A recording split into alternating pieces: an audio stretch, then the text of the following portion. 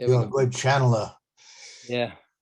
So remember when you talked about channel, do people still talk about channels?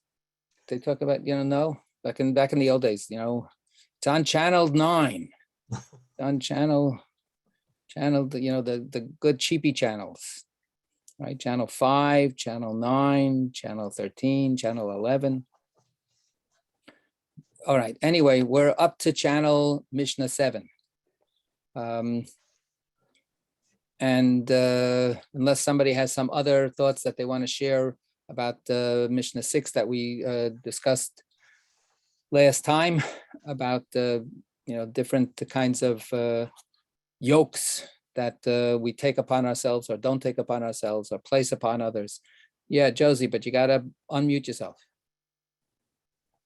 I had a question we didn't get to. Okay. Why didn't the Jews have a monastic tradition or keep their rabbis separate from normal life among the people with families? I wrote that down. Yeah, that's it. So, okay. Anybody have an answer for that? All right. So the basic answer is because what's the very first mitzvah of the Torah, of the 613 mitzvot in the Torah? What's the very, very first mitzvah in the Torah? Be fruitful and multiply. Be fruitful and multiply. So therefore, the whole idea that somebody should choose to be more holy by being separating themselves from engaging in building a family was anathema to the hold on a second, please. Sorry.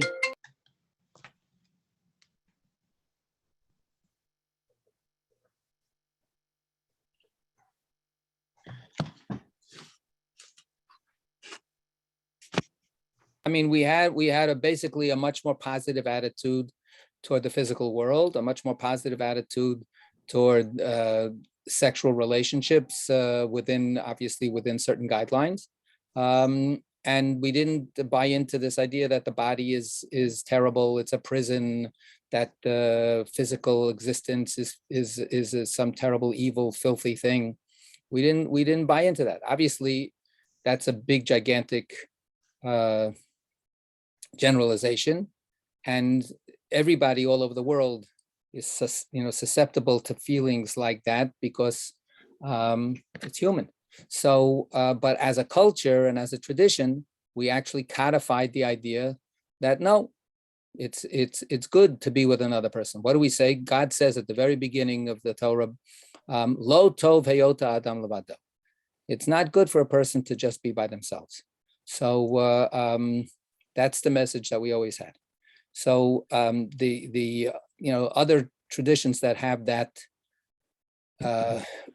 phenomenon of hermits and monks and so on, they work with a very different view of the body and of physical reality. And the truth of the matter is, historically, we know that it actually doesn't work out too well sometimes. So it just creates an impossible situation that people then don't abide by, and then it creates conflicts of guilt and abuse. So it's not such a great system, and Judaism hasn't adopted it. Somebody said something. Although there is the Nazir, of course, which is Nazir is a temporary thing, and the Nazir is not prohibited from getting married or having children.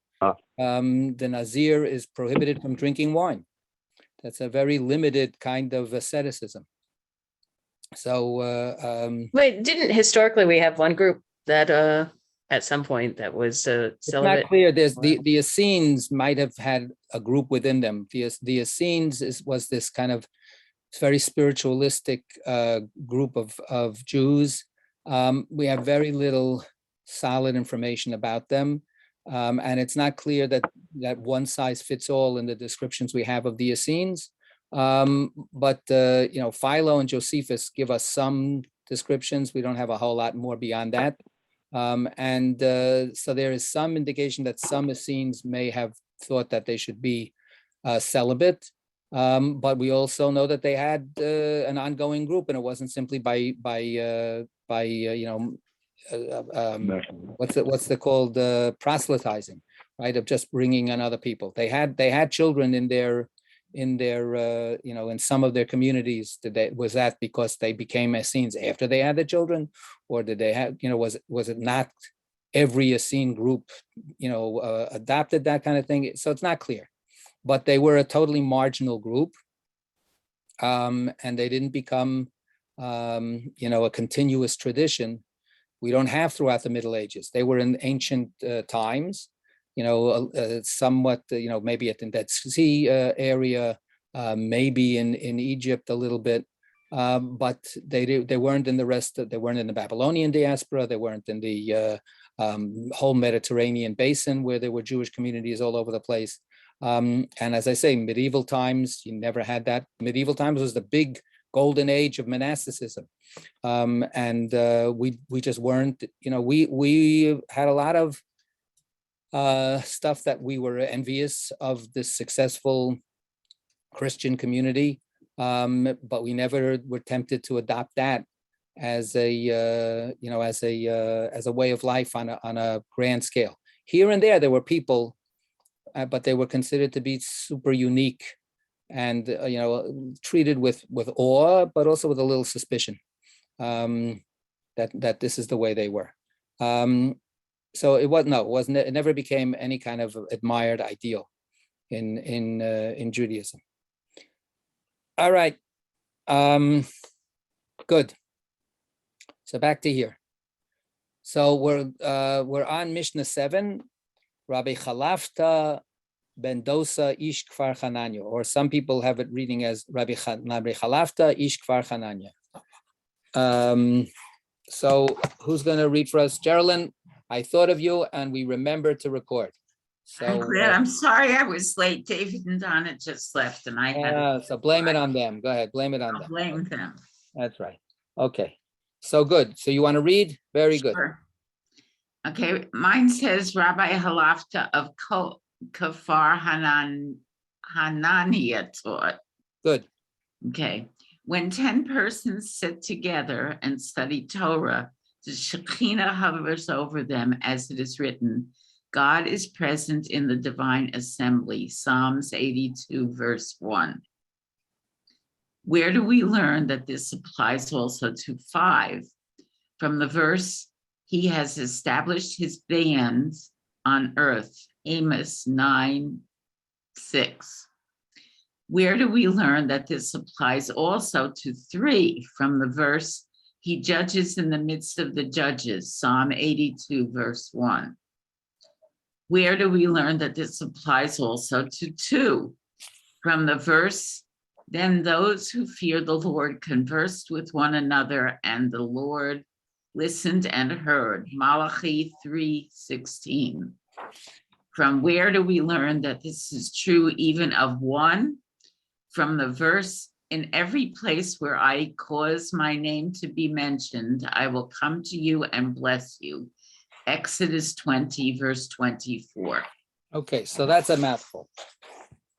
So here we have another teaching, and it's very similar to a teaching we've had before. If you look back to Mishnah 3,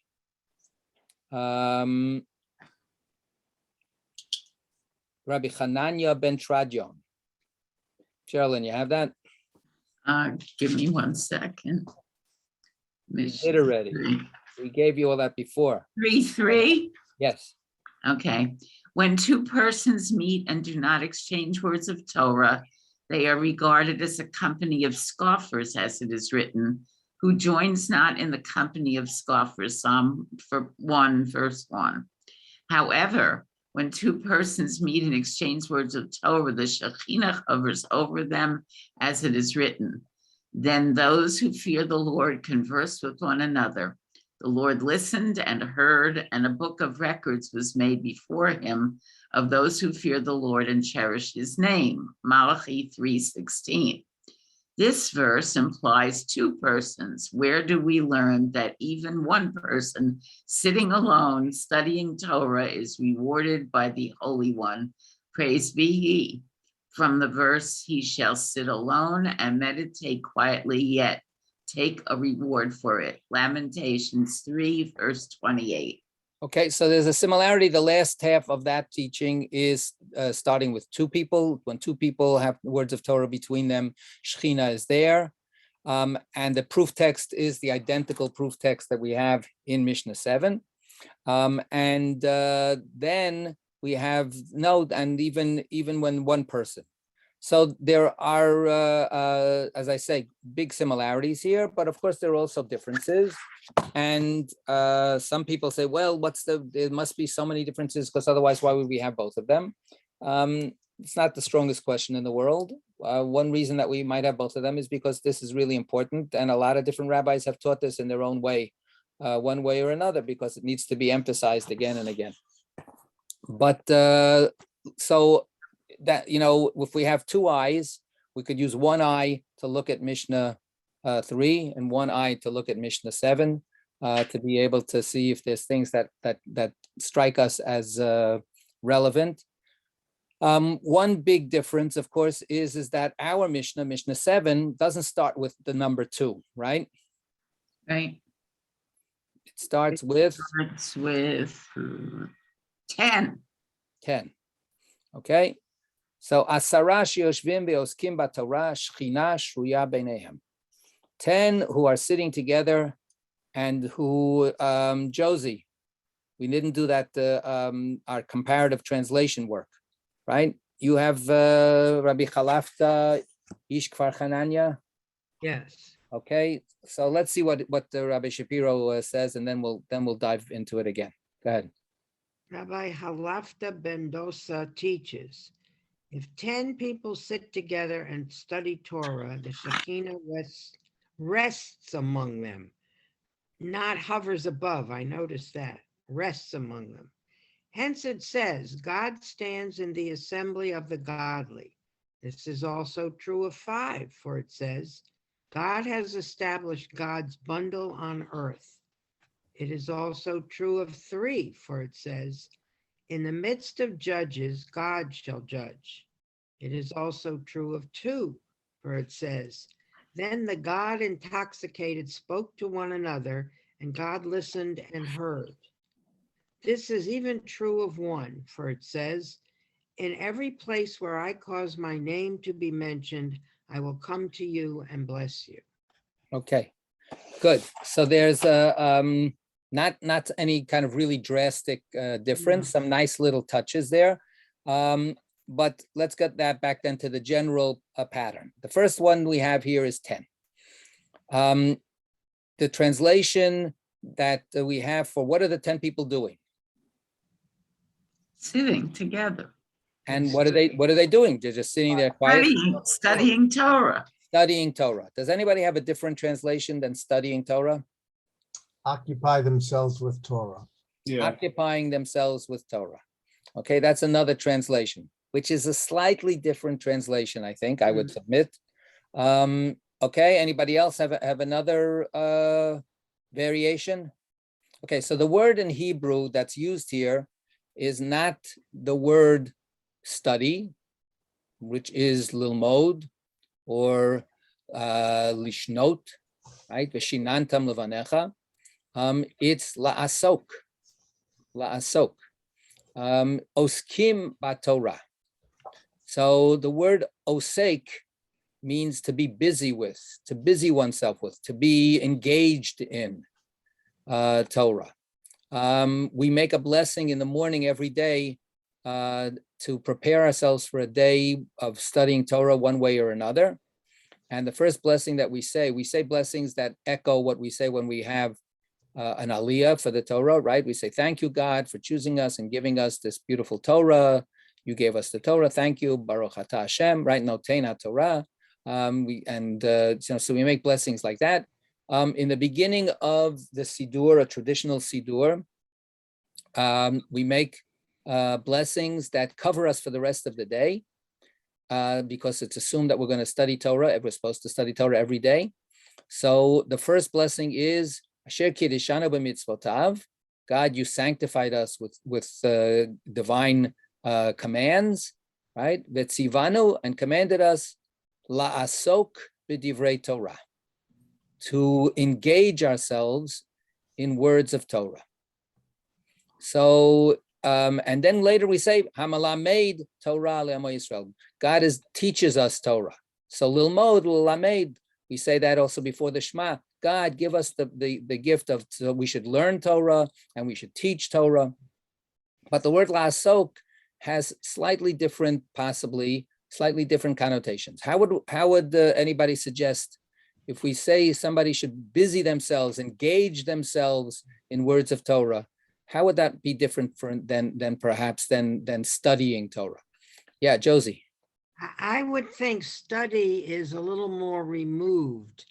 In other words, I'm reading the passage, but I'm not putting myself into it. I'm just looking at it from a slight distance, where if you're engaged, you're really in there with your own thoughts and your own needs and your own ideas. Okay, good. Yeah, Jen. I was thinking more that if you're studying is different than if you're talking about being respectful of the other person, recognizing them as a divine image. In other words, like you're not putting stumbling blocks in your friend's way or anything, or taking sides, or it's just a way of treating people as you're talking with them, because that's a way you can live out the Torah without like, okay, we're going to break into Torah study now because there's two of us and we happen to be Jewish, so that's what I see as the difference. So study would be without really paying attention to that. No, studying can involve that also, but studying actually to me is like you're breaking out your etayim and sitting down and actually studying purposely, which is totally a fine thing to do, but not something you might want to do every time you get together with somebody. Okay, so you're adding that interpersonal and ethical dimension. Right. If you're well. if it doesn't specify study, then it's more the interpersonal and ethical way of living out the Torah. Whereas if it's specifically studying, then you're supposed to be actually breaking out the etayim. Okay, Adam. Along similar lines, I was going to say it's like the difference between book learning and experiential learning. And the distinction could be living according to the dictates of the Torah versus actually sitting down either by yourself or in a group and studying and talking about it. It's more you're living your life. You're not focused on studying, but you're living it according to what the Torah says to do. Okay, so I'm going to a little bit push against that. The rabbis certainly believed that you had to practice what God commands and what the Torah teaches, but they are here elevating the work and the experience, the engagement in actually learning Torah. And this is Talmud Torah. This is the learning of Torah, and then different kinds of approaches to that learning of Torah. But you're sitting, right? That's they're yoshvim ve'oskim, but they're just sitting there, and they've got Torah between them in one way or another. This is what we're unpacking. Later on, they'll tell us, or before they've told us, it's worthless if you do all that and you don't follow through. Right, just to study the Torah and then not have it influence your life, then it's just a total waste. And it's not only a waste, it's actually a desecration of what the Torah is supposed to be about. So yeah, absolutely, what you're saying is so crucial, but it's not the focus at this particular point. This focus is you have to actually sit down and engage in Torah. Craig. No, what I was going to say was more or less what was already said. So thank you. Okay. All right, Beryl. Why do you have to sit as opposed to walk? So in the Zohar, of course, they're walking all the time and they're doing that. And the Shema says Take these words, place them on your heart, and let them be with you, whether you're in your house sitting down or whether you're walking on the road. So of course you're right. There's no question about it that you can do this everywhere and anywhere and any time. And walking on the road is a nice way. We're going to get to some walking references, but truthfully, it's just so much more practical and conducive to studying to sit together, have the materials available, have the face-to-face experience. It's really, I love to walk. One of the challenges of walking, when you have a conversation, and I'm not saying it's bad, but it's very hard to have a conversation and actually look at each other face to face while you're talking. If you're walking side by side, you got to watch the road. You got to not trip. You got to watch for traffic. When you sit, like we're sitting here, even though it's just a Zoom thing, but we're actually face to face with each other. We're able to get to a place where that interpersonal dimension that Jen was talking about is palpable. So it's not like one thing is wrong and one thing is right. But I've got all these books on my desk. I cannot carry them around with me and look at them while I'm walking along. It's a different experience. Okay, my project, one of the questions that was never directly asked, but was an actual question that you had to answer when I got project management certification, was that 85% of communication is nonverbal. So I guess you miss the nonverbal if you're not facing each other and can see all that. Yeah, I don't want to put down the walking too much. There's stuff about walking that itself that's unique to the walking. So, but yes, I think that the body language of two people facing each other and sitting vis-a-vis each other, conveys some things that are not gonna, they're gonna be different if you're walking next to each other. You got pacing questions. One person likes to walk fast. One person likes to walk slow. It's a whole other thing. Geraldine. And you're also distracted by things around you that appeal to you as well. Right, when you're on the move, so you've got all kinds of things, other stimuli that are coming through, and we'll see that that's part of the discussion later too. So I'd be afraid to trip while I'm carrying the Eitz Hayim and trying to telling look you. something up. Yeah, absolutely, you'll trip over a different kind of eights, right? So that's, yes, it's an issue for sure. So okay, so the idea. And by the way, I would say that what we're doing right now is a fulfillment of this oskim, of engaging. Right? We're not just simply reading the text and going, okay, now we got this teaching. This person said that. This person say that. Let's go on to the next thing. Check. We're going back and forth. We're trying to unpack these things and delve into them a little bit. So. I think that that's part of a more active kind of concept with regard to learning Torah. So there was, I'm going to tell the story. I told it before, but I'll tell. One time when I was involved with the Academy for Jewish Religion, a rabbinical school, we were on the campus of a Catholic college. And we collaborated a couple of times for different things. And it was always interesting, what kind of commonalities we had and what kind of differences our cultures had. One time we I think this was for Darfur, goes back a while. We actually shared a bus, go down to Washington for a demonstration.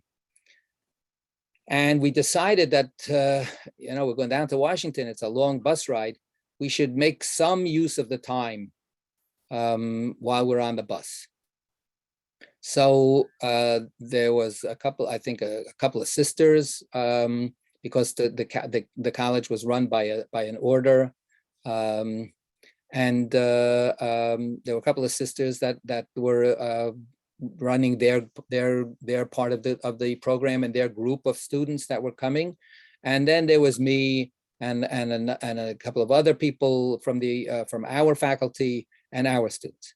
So we ended up agreeing that one of the sisters would do a little teaching and that I would do a little teaching. So she, and this is a story, it's an anecdote, it's not, this is the way reality is, but it was still very intriguing to me. The sister gets up and she has a couple of index cards. And she stands there in front, and we had one of those the buses where you could have the mic in front with it, the tour guide, and talks. She takes the mic and she goes, "This is the Catholic Church's teaching on social justice. Number one, etc., etc., etc. Number two, etc., etc., etc." And she goes through basically a kind of a catechism of what's right and what's wrong in terms of, contemplating the question of justice in the world. And then she sits down. And that was it. And then it was my turn. And I had handouts. And I handed out pages to every single person in the bus. And we looked at a text from Maimonides. And I started asking questions, and then people were raising their hands and people were giving their interpretation and asking questions and so on. It was like a completely different culture of learning. And I'm not saying that it's not in, but at that moment, it was so stark, the difference between, take to heart, these are the right instructions for you to adopt. As opposed to work at this. Let's engage. Let's see what this might possibly. Do we agree? Is it adequate? What else? Where does it lead us to? And encouraging some extra work on everybody's part. So Oskim is, I think, that kind of extra work, and therefore it's a little bit of a shame that we have in our translations. I think overwhelmingly it says. Well, a lot of people say study. The translation I have is occupy themselves with study of Torah, right? Okay, it's a little better. So when 10 people do this, then Shechina shruya beinehem. Then the Shechina is dwelling with them, right? Beinehem, among them, between them, right? And the divine presence is there. So how do we know? Shene'emar, as it says, as the verse says, that the Almighty stands in the congregation of God, right? Or of the godly. So what? How does that teach us that God is with people who are engaged in Torah? How does this text prove anything?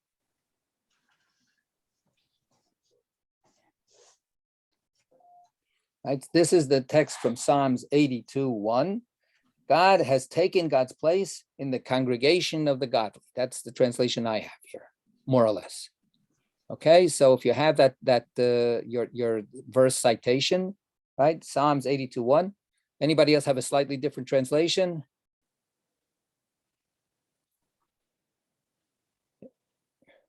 I'm hugely enjoying this, but goodbye. Too much enjoyment is no good. All right. Right. Oh my God. I just wanted to get to Talmud study too, that's all. I know. See, we're too busy with this stuff. We're too engaged. All right. Sorry. Thank you, Jen, for pointing that out. We're over. That's it. Enough. Okay. Zaygesint, everybody. Thank you. Yosh Koach.